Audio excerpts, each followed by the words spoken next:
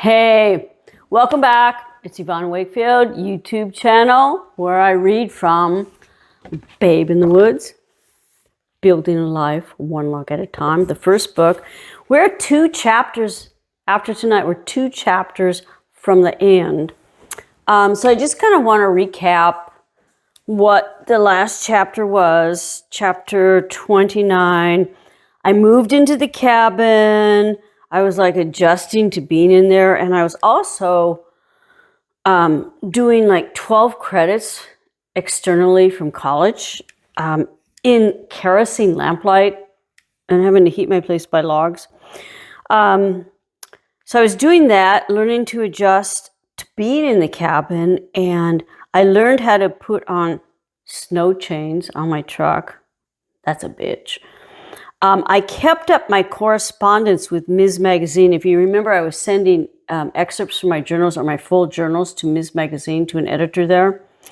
And it's not a plug, but later, because of one of those letters that I sent to the Ms. Magazine, it was included almost like 45 years later in a documentary called Yours in Sisterhood. Yours in Sisterhood. Google it. I'm there at the cabin. They came up to film me. And so anyway, I just continued to kind of adjust to what winter's going to be. And I spent half my life in Minnesota, but spending time in the wilderness where you're totally cut off and the snow is coming down and you only have your feet to get you down 3 miles to a truck can be taxing. Zachary's staying with us tonight. His movie night. He just had his teeth cleaned and he had 2 teeth pulled out. 2 incisors, but he's doing good. Keep your dog's teeth up. I brush my dog's teeth once a week. Okay, so as I said before, I'm not going to just read this straight because this is on audiobooks and Kate Webster does a marvelous job reading this straight. I'm going to interject when I want to, so this is maybe more like a performance piece when I want it to be. All right. Bucking it up, chapter 30. According to Dale, 7 cords of firewood should get me through to May. I'm not totally sure how big a cord of wood is, but if a pile stacks up to my shoulders and extends the length of my body, then I consider it an accurate enough measure for me. And I'm like 5 feet, so if you multiplied me by 5 feet, 5 feet, 5 feet. I figured at least 2 cords are wedged under the cabin, leaving me space to maneuver between supply cans. Another cord or more lies haphazardly below a bullpine. Each day I add to this, covering the growing mound with a tarp. I've gotten really proficient behind the saw, and within a week calculated I'll have cut and piled my quota. My ribs still hurt. Remember, I fell from the ladder, or the ladder fell out from me. My ribs still hurt, but snow makes it easier to drag logs out of the woods. It also means that when working outside, the minute I stop moving, I start freezing. Most of the time, I don't even shut off the saw between cuts, just buzz from one tree to the next, fell, limb, buck. I keep a grease gun, gas can, file, and raker next to the poleaxe. It's inconvenient to go to the creek for a drink, so I suck on chunks of ice flavored with bark, pine needles, and dried mushrooms. Not a worm in sight. One tree I fell, a 40-foot white snag, catches in the branches of a neighboring red pie and hangs there. The butt is cut clean through, but holds tight, wedged in the neighboring tree top. I apply shin-splitting kung fu kicks and jump back, quick to avoid a Dan Gray face. Remember Dan Gray's the logger who got his face bashed in by a fall. Even this mixed martial art demonstration fails to dislodge the leaner. Twice I walk away to cut down another tree, but I return to reassess the incomplete scene. Just leave it, There's plenty more where they came from, I rationalize, but I have Widowmaker on my mind. Widowmaker is when you leave a tree leaning there and it could just fall down and kill somebody. I tie a rope around the butt and pull hard. It doesn't budge. I walk back to the cabin, throw a chain and 60-foot length of rope in the tank's bed. Remember, tank is the truck. And back down the road, just above the hung-up tree. I cinch the chain around the butt, tie it to the rope, and the other end to the bumper. Even chained up, the tree holds as the tires spin grudgingly on the snowy uphill slope. The rope grows taut and then snaps, one half cracking against the cab window, the other limp alongside the tree. They could fall any time and kill a person walking by. I tie the ends together with a kind of bow, half hitch, knuckle sandwich knot, and try again. This time the leaner dislodges and crashes in a drama of needles and branch. Then I set on limbing that mother. Caution is not my guide. Familiarity with the tool and task has instilled a brazen confidence in me. I do not use the poleaxe, but chainsaw, and mindlessly buzz off limbs, clean and fast. Pull out from one cut. The bar grazes my right thigh. I still have it. I still have that scar I'm talking about. Turn off. Bar grazes my right thigh. It doesn't even hurt. At first, I turn off the saw, set it on the section of a fresh cut log, and stare down at a bit of flesh and blood seeping through frayed denim. Not knowing what to expect, I yank a soiled bandana from my backpack pocket and tie a tourniquet around my thigh. Knowing how I'd last responded to the sight of my own soaking blood. Remember when I fainted at seeing my knuckles bloody? I remain seated, head between my knees, breathing deep. When surely composed, I untie the rag and drop my pants for a look. The cut is jagged, but superficial, a bit of blood and grease. I leave everything but the saw in the woods, walk back to the cabin, clean the wound. I call it quits for the day, stay inside, tinkering and thinking about how easy it is to bleed to death alone. And if I were married, how easily I could redefine Widowmaker.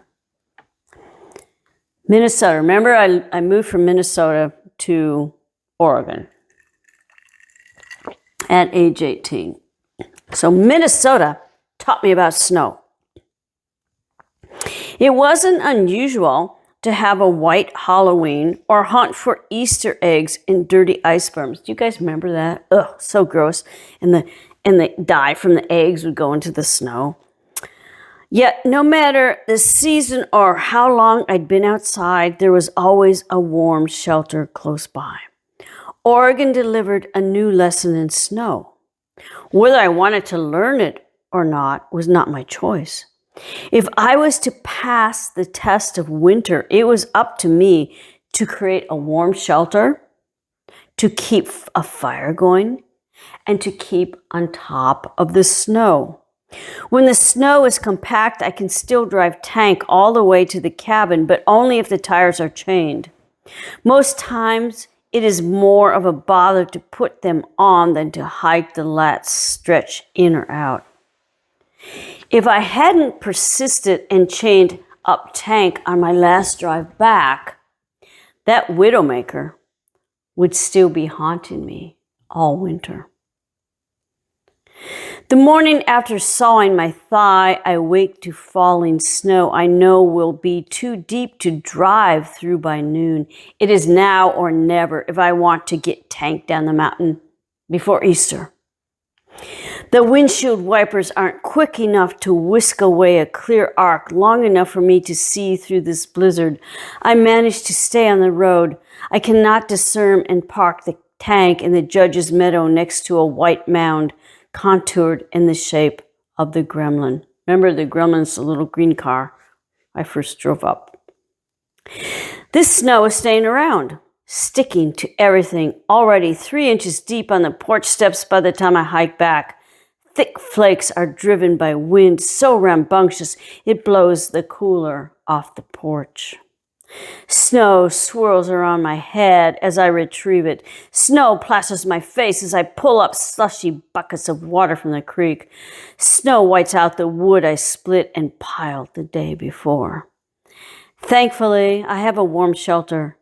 Firewood is stacked outside the door, not beside the stove like before, and brought in piece by piece to stoke the fire.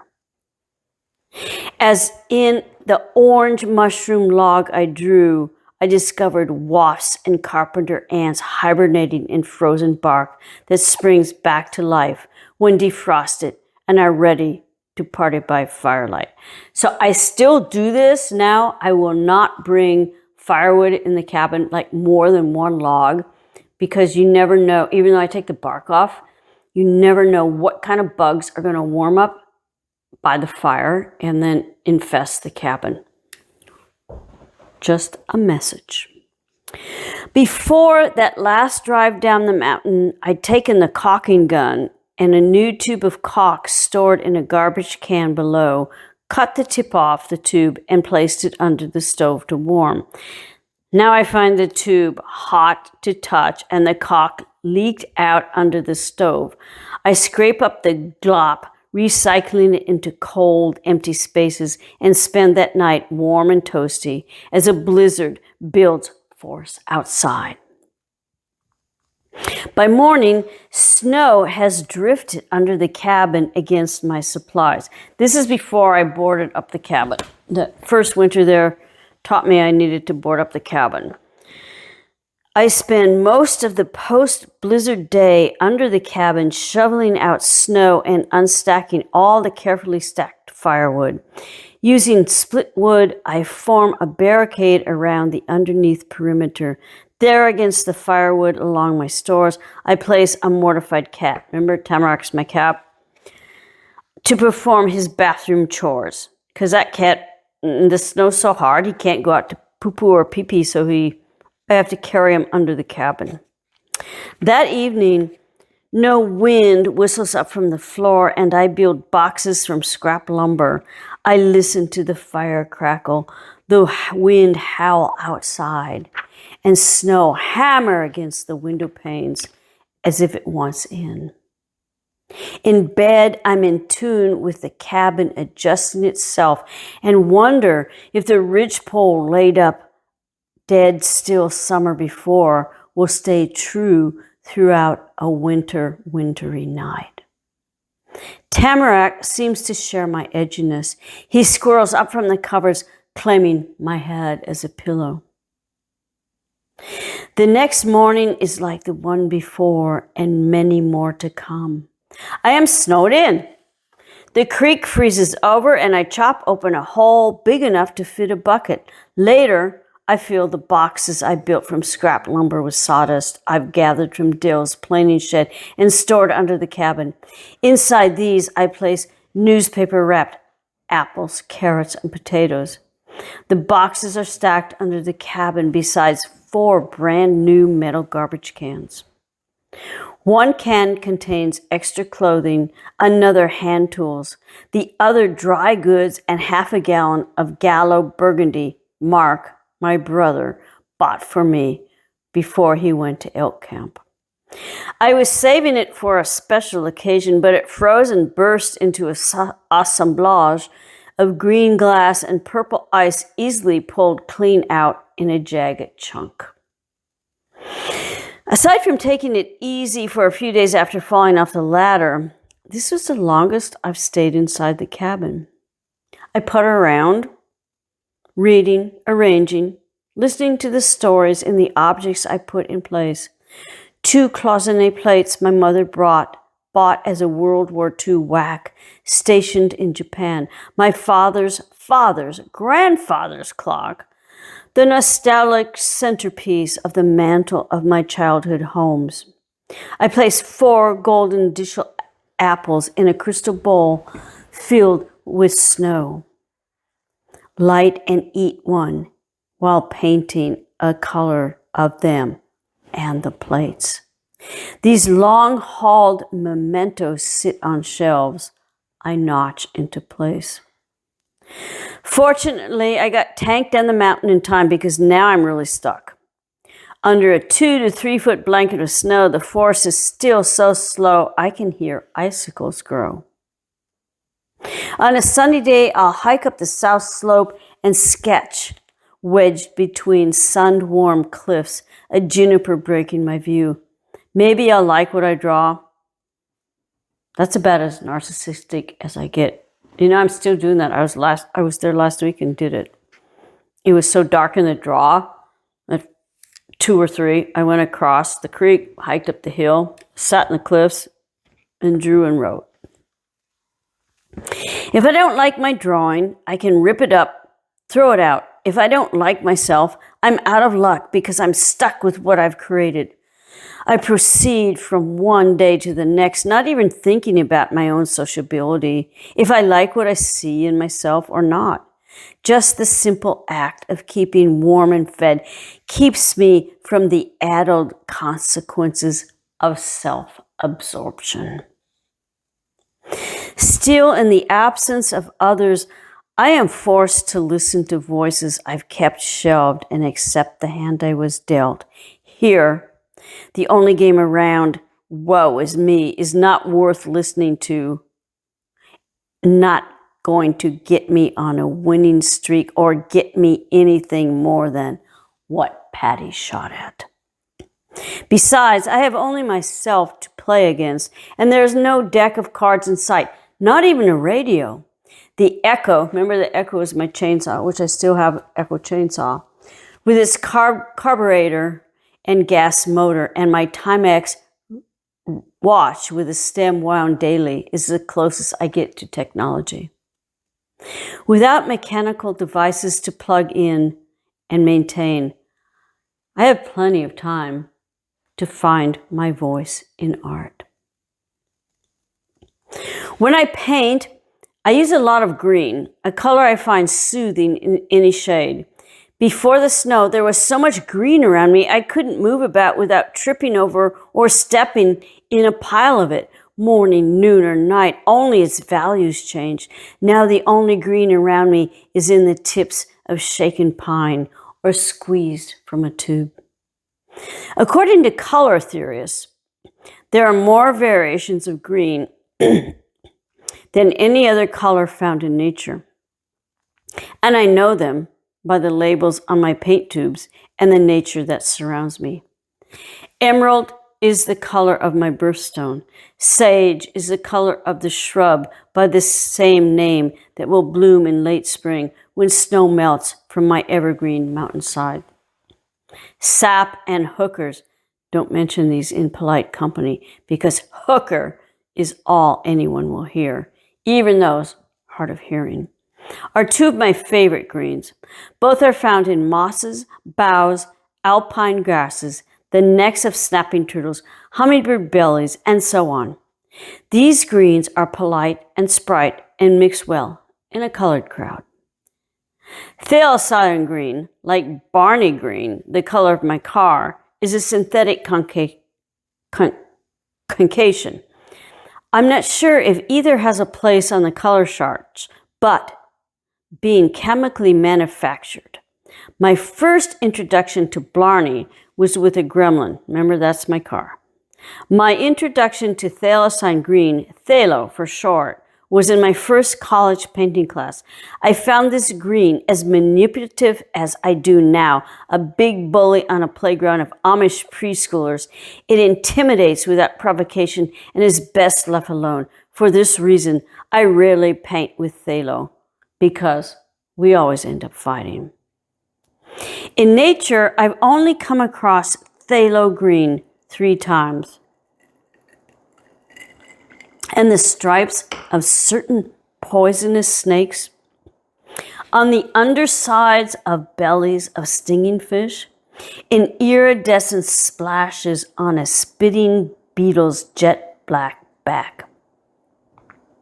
On a palette, I find it spreads as deadly as yellow fever, the black plague of my color mixing.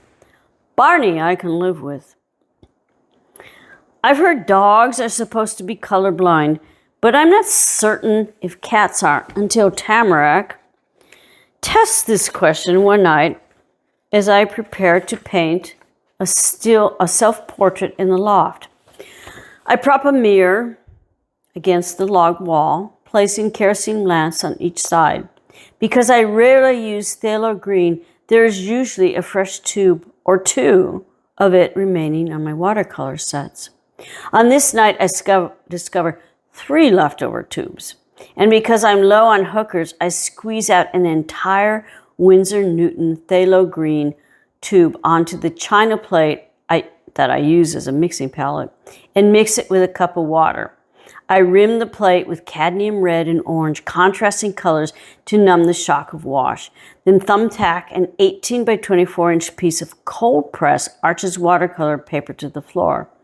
Dipping and swirling a 1-inch synthetic sable brush into the toxic green lake I'm about to wash in a background when I turn to see Tamarack pop his head up, then pull himself through the loft, opening, a movement he's perfected 100 times before. Without a blink, that cat pads through this plated phthalo green pool, missing the warm cadmium dollops. His pads, like sponges, stamp a paw print pathway, receding in intensity the farther he crosses the floor. Indelible memories, no amount of bleaching or scrubbing with Bonami will ever fade. So when I was up there last week, his paw prints, the cat's been way long dead, are still there. And I bleach and I wash that floor. Phthalo green does not go away. And that's great because I have my memory of Tamarack every time I walk into the loft. The morning I mail Surf Portrait in phthalo green to my art teachers in Minneapolis is on the same day I've scheduled an appointment with Dr. Pruitt and John Day. I've gained some weight, still take the progesterone pills, but still no period. Though his specialty is not that end of me, I also want the doctor to check out a fading deep purple blotch between my left breast, where I fell on that pallet. Bruised bad is his diagnosis, and then Dr. Pruitt proceeds to address the real reason for my visit. On the examination table's white paper covering, he diagrams potential reasons for why my ovaries are misbehaving. His sketching drawing of my uterus and fallopian tubes leaves me doubting not the anatomical accuracy of his rendering, but the credibility of the man exposing textbook jargon I question. Can you say it more simply, I asked, wrapped in cold, crinkly paper and shivering on the drawing table? Dr. Pruitt extends his index finger, shoves his glasses, levels them, and says dryly, "Your unovulation can be from 3 things: ovary failure, which can lead to infertility, or Ashman's syndrome." What's that? Ovary failure? No, the Ashman's thing. I clutched the paper thing tighter. It means you have no lining in your uterus to respond to estrogen. Dr. Pruitt looks down at his drawing. And the third? You could be pregnant. Dr. Pruitt removes his glasses and gives me a stern look. Could you be pregnant? Because I hadn't menstruated for so long, I was sure there was no fluffy hammocks hanging between my fallopian tubes to catch anything but cold. Still as concerned, maybe John stirred up. Remember, John was the guy I was seeing. Stirred up more than havoc inside of me. 2 weeks after he flew back to Minnesota, I was on a supply run and took a pregnancy test at a free clinic in Boise. The test wasn't really free because it cost me 2 tanks of gas to drive back and to get the results they wouldn't mail. When I returned to the clinic and learned the results came back negative, I put a $5 bill in the donation jar and then went to the feed store and co-op store to stock up on provisions my Mormon friends had advised. No, I gave the doctor, I don't know, I can't even think about that look. And don't look at me like that either. So either my ovaries have flats or my uterus needs a good fluffing. There is another possibility. Yes. I lean in to listen. You could have a tumor on your pituitary gland. As before, Dr. Pruitt describes a battery of tests to be performed by a specialist in Bend, Oregon. As before, I say, I don't have medical insurance. Could I have a receipt, please? I ask the clerk when I pay cash for that office visit. Sure thing, hon. A receptionist wearing lipstick pink as the insulation I've stuffed in the cracks of my cabin scratches out a receipt and hands it to me. Everything all right, hon? Yep. I reply when I want to ask. I know Les Schwab will change a woman's flat tire for free, but what about her ovaries?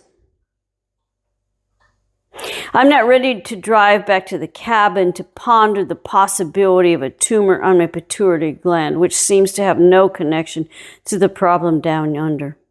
It's 2:00, all my errands completed, and the library is just open. I have time to read in the comfort of light and heat. I don't have to fell, split, ignite, stroke. In the stacks is an army green canvas-covered medical textbook. I look up Asherman syndrome. I know where the pituitary gland is located. I'm not exactly sure what it does, though, and don't bother researching this gray area. Asherman syndrome, I learn, is also called uterine syncytia and has something to do with injury to the lining of the uterus. This usually occurs after surgery, most commonly an abortion or D&C, resulting in interuterine adhesions.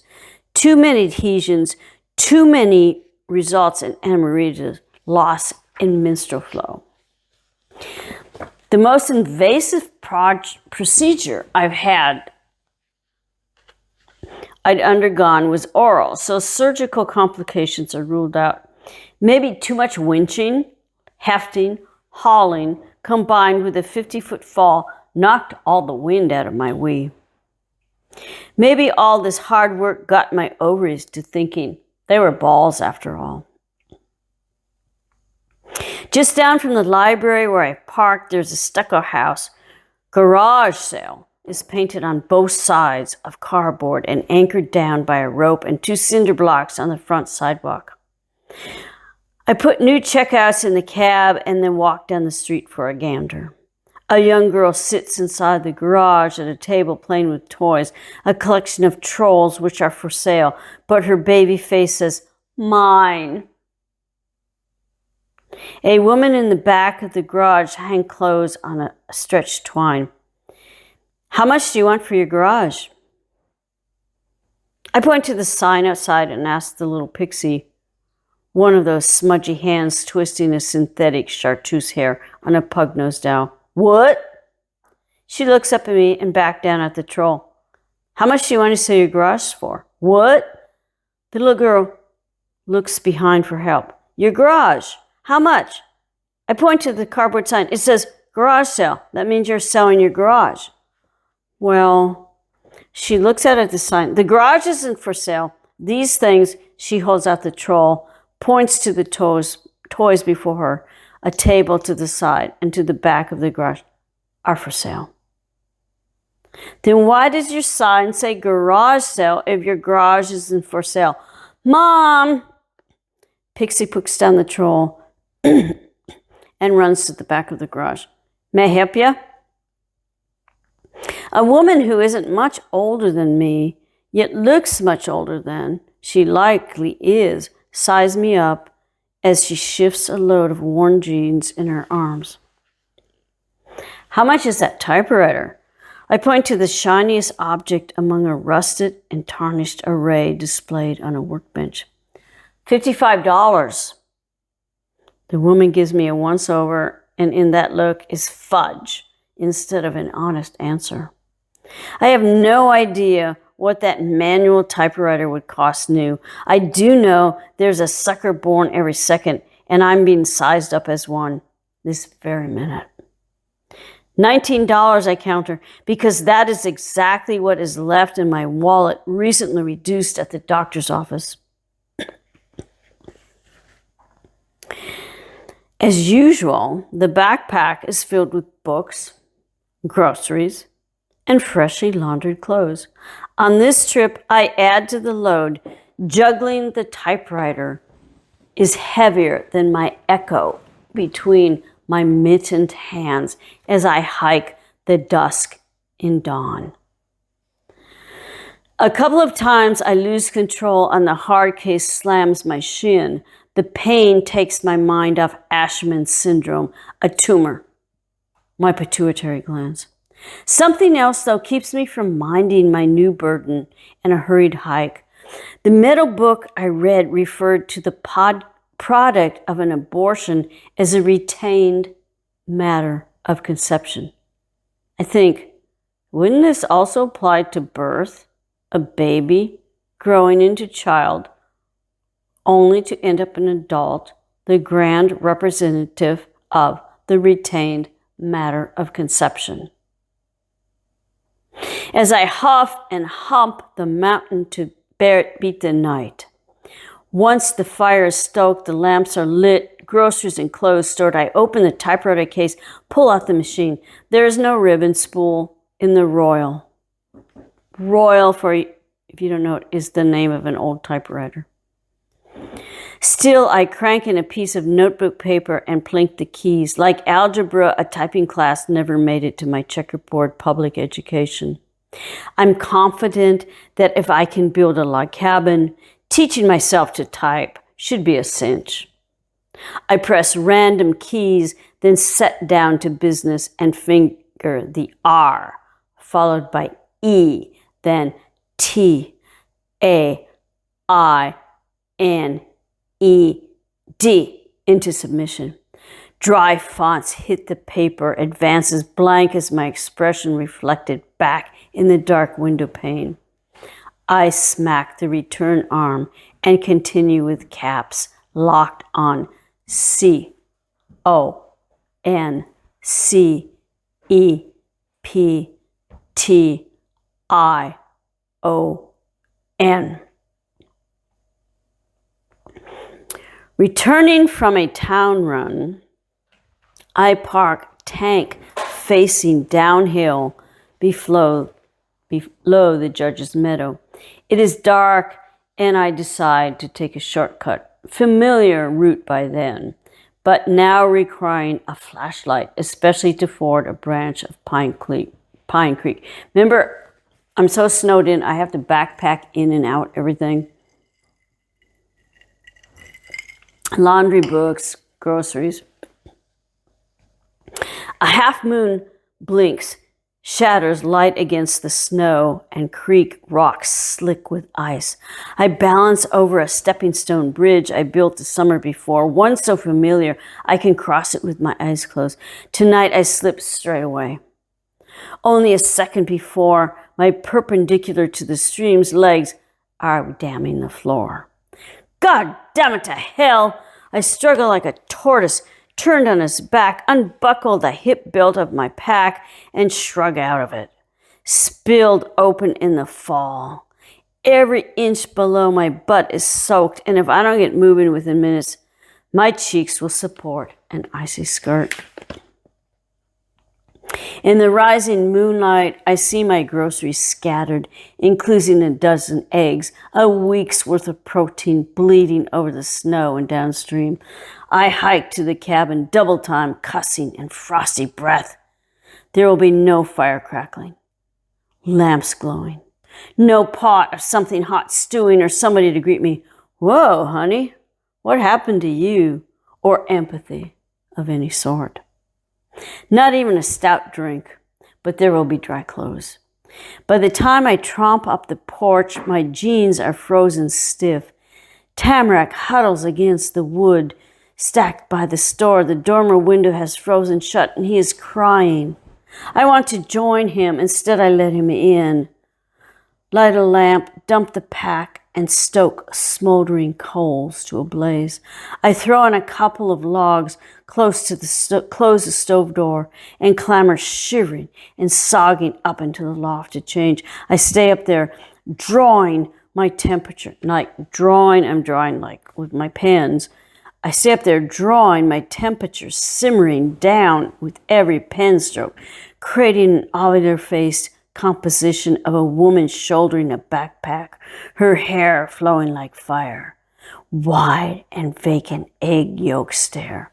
I title this drawing Self-Portrait with Egg on Her Face. Then next week, instead of a spiral-bound notebook, I mail that image to New York. I will actually find that image. This is when I had to recreate from the book when I couldn't find the original. But I do want to show you that original image next week because it was actually inspired by the masthead or photograph on that issue of Ms. Magazine. So we're down to 2 chapters. We'll finish the 2 chapters next week. They'll be short, and then we will proceed into Babe in the Woods, Self-Portraits, which takes off where I'm in my 20s, talks about when the fire hit the cabin. We'll continue to have a good time. Zachary will be here again with his nice, beautiful, clean teeth. Saying hi, and always, even though it's like getting winter, stay hydrated because you forget to drink water because you're not like sweating. So remember to drink water or tea, but we'll see you next week. Bye-bye.